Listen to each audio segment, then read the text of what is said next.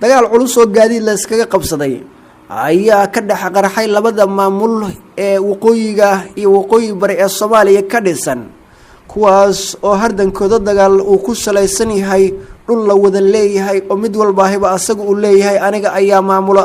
dagaal culus ayaa ka dhacay inta u dhaxaysa degmada Badhan iyo sidoo kale deegaanka Hadaaftimo oo dhamaantood dhaca bariga gobolka Sanaag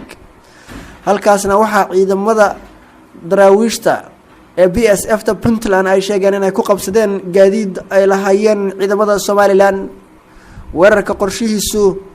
waxa uu ahaa sida saraakiishu ay sheegeen in la bartilmaameedsado gudoomiyaha gobolka Badhan ee Somaliland waa gudoomiyaha gobolka Badhan ee maamul goboleedka Puntland kaas oo ku safray duleedka magaaladaas isla markaana dhawaan xilka loo magacaabay cutubyo ka tirsan ciidamada militariga ee Somaliland ayaa wacad ku maray in dhiig laga daadiyay muwaadiniinta Somaliland oonan ahayn mid raqiis oo iska daatay isla markaana saacadaha soo aadan ay guud ahaanba cagta marinayaan deegaanada dhaca bariga gobolka Sanaag ee ciidamada Puntland ay ku sugan yihiin arrintan ayaa daba socota hadal uu madaxweynaha Puntland Siciid Cabdullaahi Dini horay u sheegay oo ahaa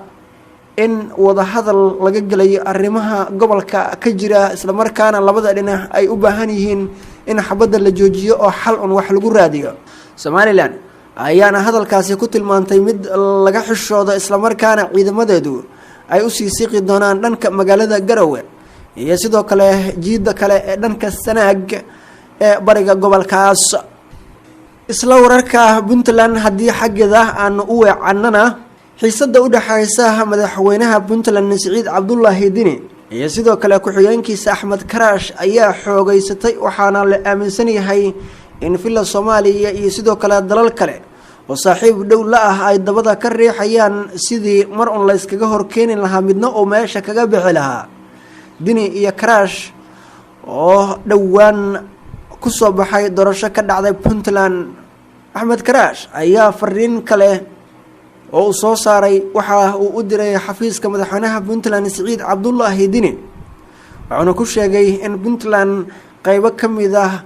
aan la aqbalaynin in gorgortan laga galo waxa uu muuqdaa in uu ka soo horjeedo hadaladii ka soo baxay madaxweynaha Puntland Siciid Cabdullaahi Dini ee dhinaca magacaabista guddiga doorashooyinka